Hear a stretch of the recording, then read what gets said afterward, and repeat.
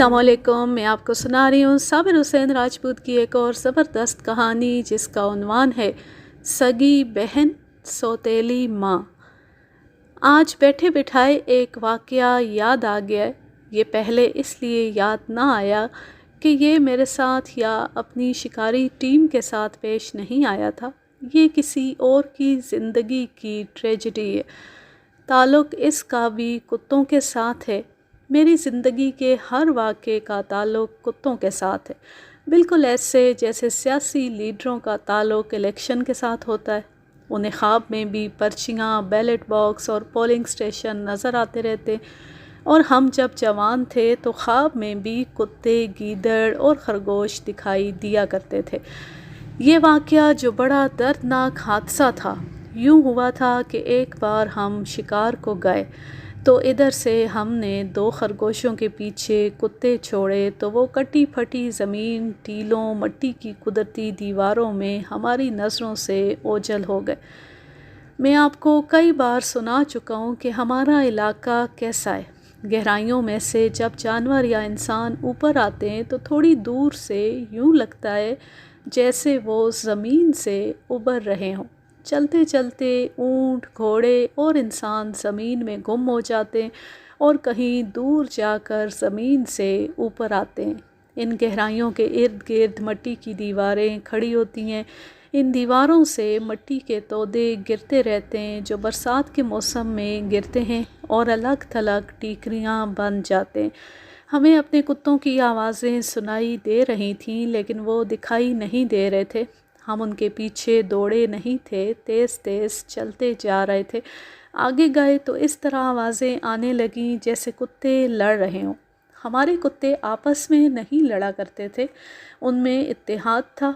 उन्हें शिकार पर जुमाती तौर पर छोड़ा जाता था या गैर जुमाती तौर पर उनका इत्तेहाद और इत्तेफाक कायम रहता था।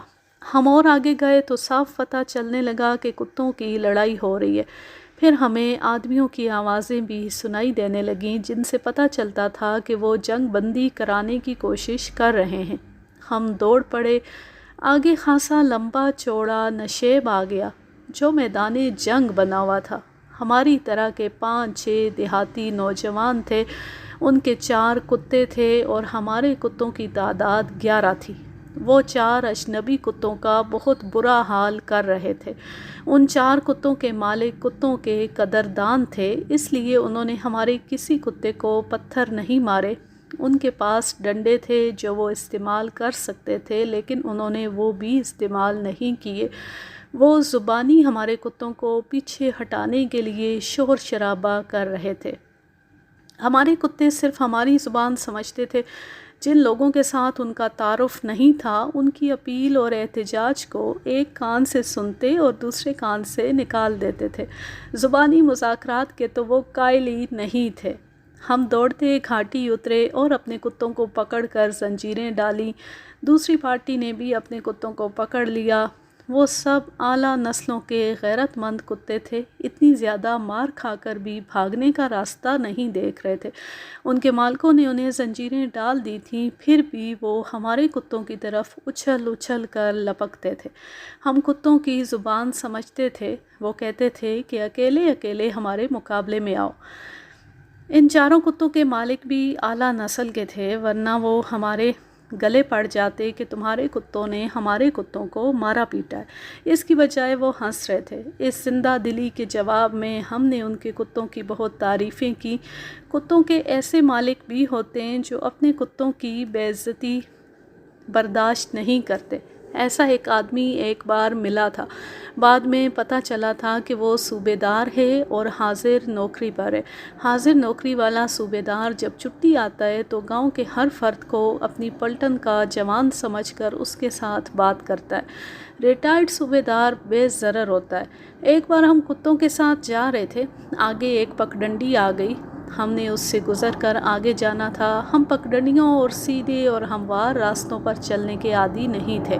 پگڈنڈی پر ایک صوبیدار گھوڑے پر سوار جا رہا تھا۔ اس نے اپنی ٹھوڑی نیچے کو دبائی اور گردن اکڑائی ہوئی تھی۔ ہم سمجھ گئے کہ جس نے اپنی ٹھوڑی اور گردن کو اتنی زیادہ تکلیف میں رکھا ہوا ہے یہ جمعدار یا صوبیدار ہے۔ اس کے گھوڑے کے ساتھ بڑی خوبصورت اور جوان کتیا جا رہی تھی جو اسی کی ہی ہو سکتی تھی۔ ہم نے کتے کھلے چھوڑے ہوئے تھے، وہ ادھر ادھر بھاگتے دوڑتے پھر رہے تھے۔ دو کتوں نے کتیا کو دیکھ لیا اور رک گئے۔ کتیا نے کتوں کو دیکھا اور رک گئی۔ نظروں کا تبادلہ ہوا اور کتے دوڑ کر کتیا کے پاس چلے گئے۔ صوبیدار گھوڑے پر بیٹھا آگے نکل گیا۔ اس نے گردن اتنی زیادہ اکڑائی ہوئی تھی کہ دائیں بائیں اور پیچھے دیکھ ہی نہیں سکتا تھا۔ اتنے میں ہمارے دوسرے کتوں نے بھی دیکھ لیا اور وہ سب کتیا کے قریب آ گئے۔ آپ کو یاد ہوگا کہ ہمارے دوست افضل کا بولی کتا ٹیم کا لیڈر تھا۔ تمام کتے اس کی لیڈرشپ کو تسلیم کرتے تھے۔ وہ کہیں دور تھا۔ اس نے جب دیکھا کہ کتے ایک کتیا کو گھیرے میں لیے کھڑے ہیں اور دو کتے کتیا کو سونگھ سونگھ کر اس میں دلچسپی لے رہے ہیں تو بولی نے دور سے ہی کہا پف۔ کتوں نے اس کی طرف دیکھا۔ بولی دوڑتا ہوا آیا۔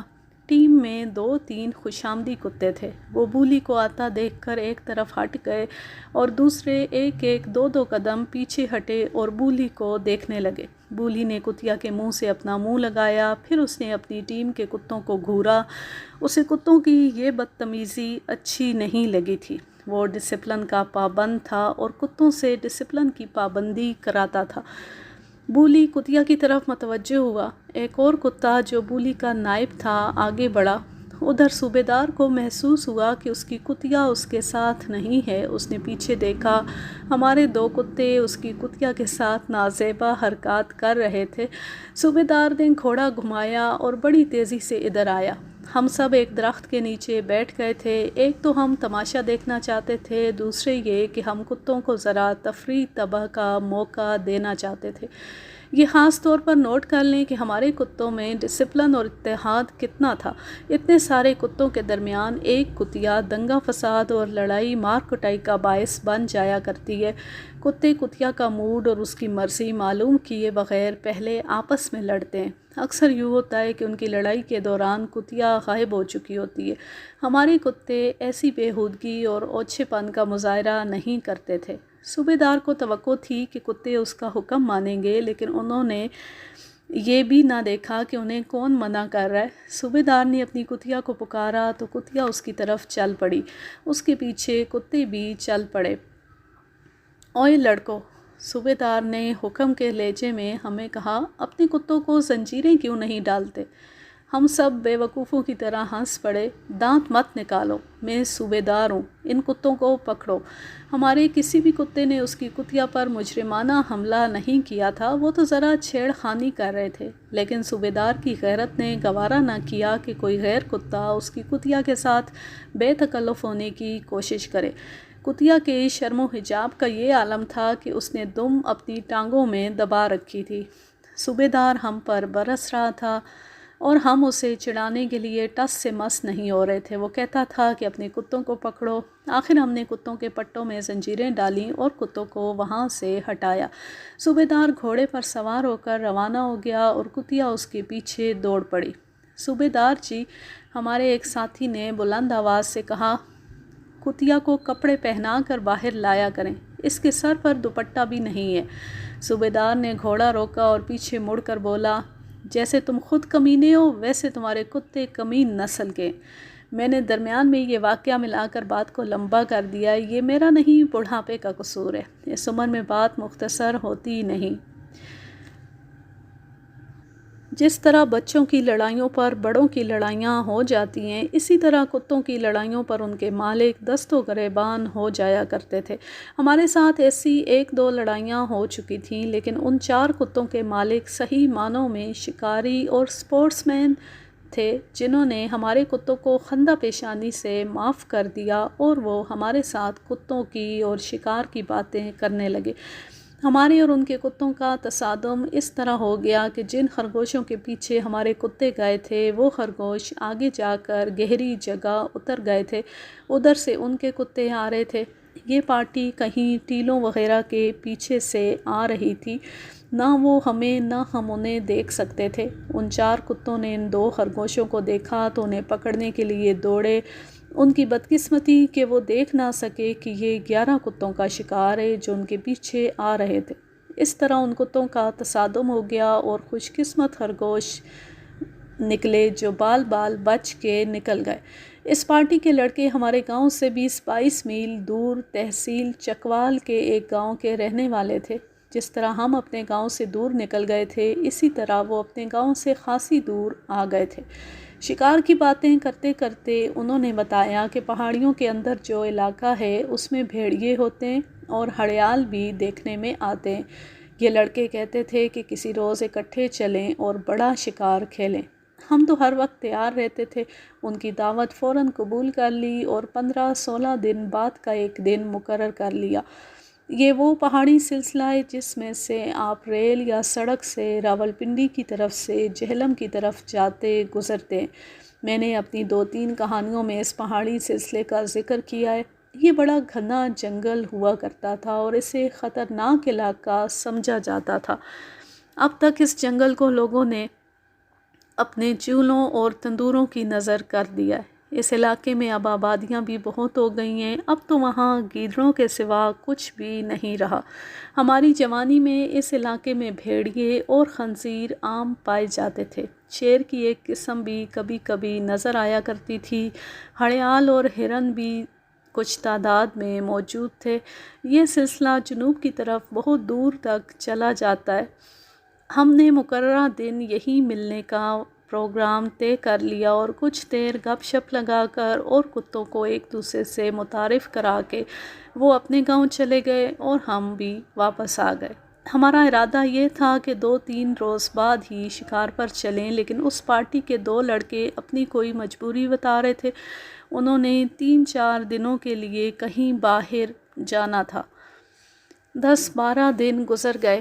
ہم بے تابی سے شکار کے دن کا انتظار کر رہے تھے کہ دوسری پارٹی کے گاؤں کا ایک لڑکا گھوڑی پر سوار ہمارے گاؤں میں آیا۔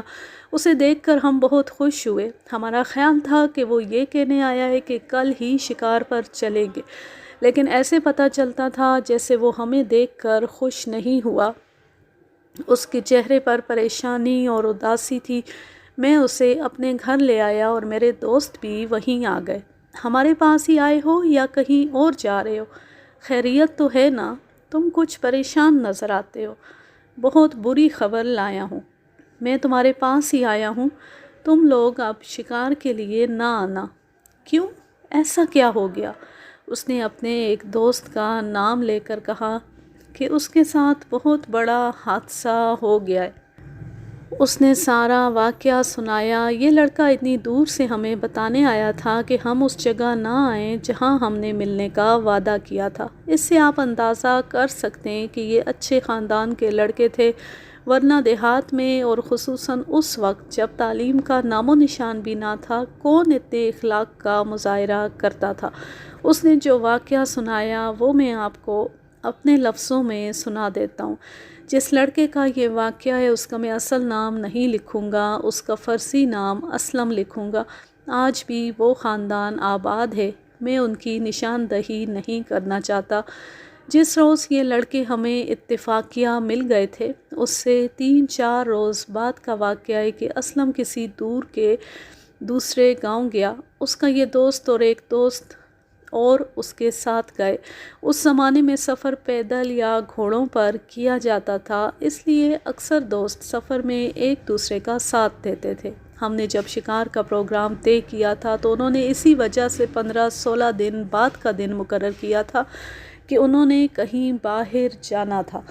2 روز بعد اسلم اپنے دوستوں کے ساتھ واپس اپنے گاؤں آ رہا تھا۔ وہ اپنے گاؤں سے 8-10 میل دور تھے۔ جب صبح طلوع ہوئی، سفر پر جانے والے صبح کاصب کے وقت نکل پڑتے تھے تاکہ زیادہ تر سفر دھوپ نکلنے سے پہلے طے ہو جائے۔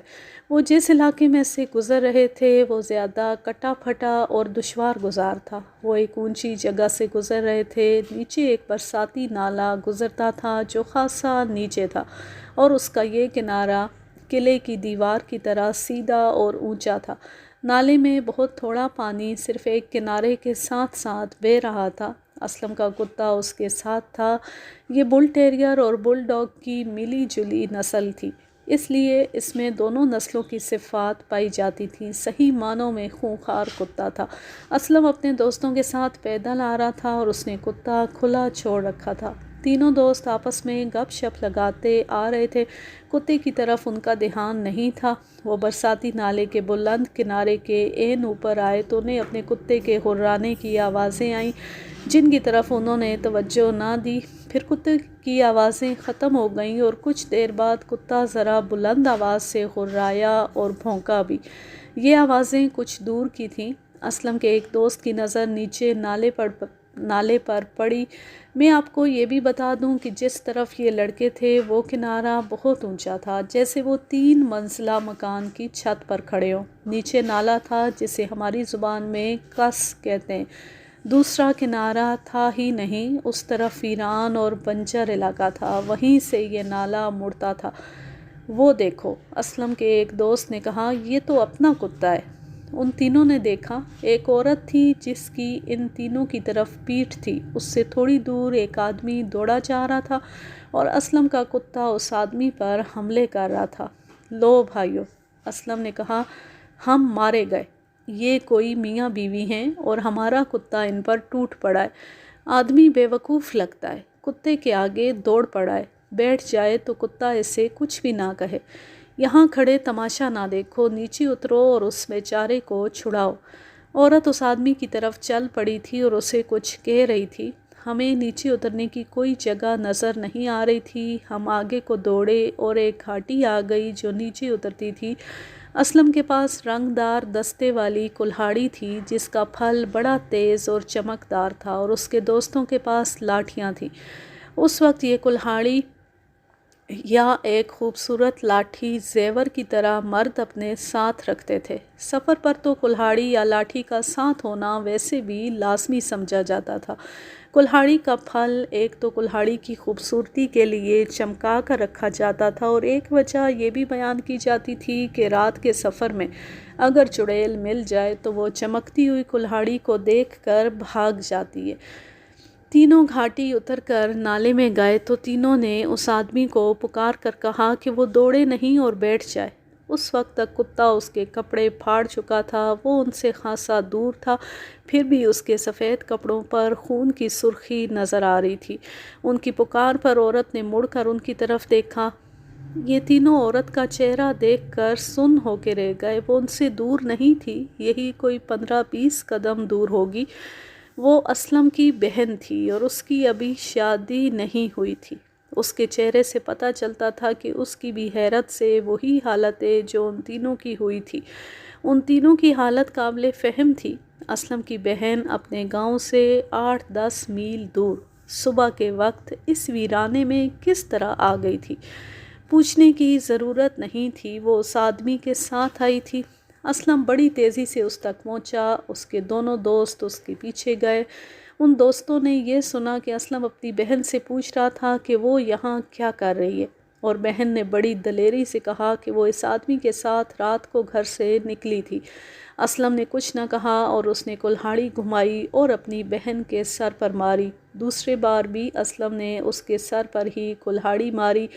تیسرا وار کرنے کے لیے اس نے کلہاڑی گھمائی تو پیچھے سے اس کے دوستوں نے اسے پکڑ لیا۔ اس کی بہن گر پڑی تھی۔ ادھر یہ صورتحال بنی ہوئی تھی کہ وہ آدمی بیٹھ گیا تھا۔ کتا اب اس پر حملہ کرنے کے بجائے بھونک رہا تھا۔ اسلم اس کی طرف دوڑا۔ اس آدمی نے دیکھ لیا تھا کہ اسلم نے اپنی بہن کو مار ڈالا ہے۔ وہ آدمی اٹھ کر دوڑ پڑا۔ اسلم نے کتے کو للکارا اور اس آدمی کے پیچھے خود بھی دوڑا اور کتے کو بھی دوڑا دیا۔ کتا خونخوار تھا، وہ اس آدمی تک اسلم سے پہلے پہنچ گیا۔ نالے میں چونکہ ریت تھی اس لیے اسلم تیز نہیں دوڑ سکتا تھا۔ وہ کتے کو للکار رہا تھا۔ اب کتے نے اس آدمی پر ایسے جھپٹے مارے کہ وہ آدمی چیخنے چلانے لگا اور گر پڑا۔ کتے نے اس کا پیٹ پھاڑ ڈالا اور اس کے جسم کی بہت بری حالت کر دی۔ اسلم نے کتے کو اس وقت ہٹایا جب اس آدمی کی زبان بند ہو گئی تھی۔ وہ کچھ دیر تڑپا اور ٹھنڈا ہو گیا۔ اسلم پر دیوانگی کی کیفیت طاری ہو چکی تھی۔ وہاں سے تھانہ زیادہ دور نہیں تھا۔ اسلم نے اپنے دوستوں سے اتنا کہا کہ میں تھانے جا رہا ہوں۔ اسلم کے دوستوں کے لیے یہ صورتحال ایسی تھی کہ ان کی عقل پر پردہ پڑ گیا۔ اس دور میں ہمارے علاقے میں اس طرح کا قتل کوئی عجیب بات نہیں تھی۔ غیرت کا تقاضا یہی تھا جو اسلم نے پورا کر دیا تھا۔ اگر اسلم یہ کارروائی نہ کرتا تو یہی دوست اسے کہتے کہ تم بے غیرت ہو۔ قتل کر کے خود ہی تھانے چلے جانا غیرت مندی اور بہادری کی نشانی سمجھی جاتی تھی۔ اسلم کی بہن مجرم تھی، اس کا مارا جانا ہی بہتر تھا۔ اگر اسلم اسے چھوڑ دیتا تو اس کا باپ اسے قتل کر دیتا، لیکن وہ ان کے ایک دوست کی بہن تھی اور وہ دیکھ رہے تھے کہ ابھی زندہ ہے اور اسلم جا چکا ہے۔ دوستوں نے اپنے ہوش اور اپنی عقل کو ٹھکانے لا کر آپس میں صلاح مشورہ کیا کہ اسلم کی بہن اگر زندہ رہ جائے تو اسلم پھانسی یا عمر قید سے بچ جائے گا۔ اس نالے کے اونچے کنارے کے ساتھ ساتھ تھوڑا سا پانی بہہ رہا تھا۔ یہ جگہ پتھریلی تھی، اس لیے پانی صاف تھا۔ ان نوجوان لڑکوں نے چلوؤں میں پانی بھر بھر کر لڑکی کے منہ میں ڈالا۔ پانی اس کے حلق سے اترتا رہا۔ انہوں نے لڑکی کے سر کے زخم دیکھے۔ گھنے بالوں میں پتہ نہیں چلتا تھا کہ زخم گہرے ہیں یا نہیں، کھوپڑی ٹوٹی ہے یا نہیں۔ انہوں نے 2 جگہوں سے خون نکلتا دیکھا۔ لڑکی کا دوپٹہ پھاڑ کر طے کیا اور 2 پیڈ بنائے، یہ زخموں پر رکھے اور ان پر دوپٹہ باندھ دیا۔ وہ لڑکی کو اٹھا کر کہیں لے جا نہیں سکتے تھے کیونکہ پولیس نے آ کر موقع دیکھنا تھا۔ موسم گرم نہیں تھا، ٹھنڈا موسم شروع ہو گیا تھا۔ اسلم کا کتا وہاں نہیں تھا، وہ اسلم کے ساتھ چلا گیا تھا۔ اس آدمی کو ان لڑکوں نے دیکھا، اس کے سفید کپڑوں کا رنگ گہرا سرخ ہو گیا تھا، کپڑے تار تار ہو گئے تھے۔ کتے نے پیٹ میں پنجے بھی مارے تھے اور دانت بھی۔ پیٹ پھٹا ہوا دکھائی دے رہا تھا۔ اسلم کا یہ دوست ہمیں سناتا تھا کہ اس آدمی کی تو کھال ہی کتے نے ادھیڑ دی تھی۔ تھانے دار موقع پر فوراً پہنچ گیا، لیکن یہ فوراً 1 گھنٹے کے برابر تھا۔ یہ نہ سمجھیں کہ تھانے دار نے اسلم کو ٹالا ہوگا، وہ تو آلۂ قتل کے ساتھ تھانے گیا تھا تو اس نے اقبال جرم کرنا تھا۔ تھانے دار نے اس سے یہ نہیں کہا ہوگا کہ اتنے 1000 نکالو، اقبال جرم نہ کرو، میں تمہیں بچا لوں گا۔ وہ تو فوراً اس کے ساتھ چل پڑا تھا۔ فاصلہ ذرا زیادہ تھا، پھر اسلم کے وہاں پہنچنے اور تھانے دار کے آنے میں 1 گھنٹہ تو لگنا ہی تھا۔ اسلم کی بہن ابھی زندہ تھی۔ تھانے دار نے اس کے سر کے زخموں پر بندھا ہوا دوپٹہ نہیں کھولا۔ قریب ہی ایک گاؤں تھا، وہاں سے تھانے دار نے 2 چارپائیاں اور آدمی بلائے۔ ایک پر اسلم کی بہن کو اور دوسری چارپائی پر کتے کے مارے ہوئے آدمی کی لاش رکھوائی اور انہیں سول ہسپتال گوجر خان کو روانہ کر دیا۔ قریب ترین سرکاری ہسپتال یہی تھا جہاں لاش کا پوسٹ مارٹم اور لڑکی کی مرہم پٹی ہو سکتی تھی۔ وہاں سے اس ہسپتال کا فاصلہ کم و بیش 20 میل تھا، شارٹ کٹ 16-17 میل ہو جاتا تھا۔ چارپائیاں آدمیوں نے پیدل لے جانی تھی۔ اسلم کو گرفتار کر لیا گیا تھا، کتے کو بھی تھانے میں بند کر لیا گیا۔ اسلم نے کلہاڑی تھانے دار کے حوالے کر کے پورا بیان دیا تھا کہ اس نے اپنی سگی بہن کو قتل کر دیا ہے۔ آج کے لیے بس اتنا ہی، اب میں لیتی ہوں آپ سے اجازت۔ جا رہیں خوش رہیں، شاد و آباد رہیں، ہنستے مسکراتے رہیں۔ اللہ حافظ، اللہ نگہبان۔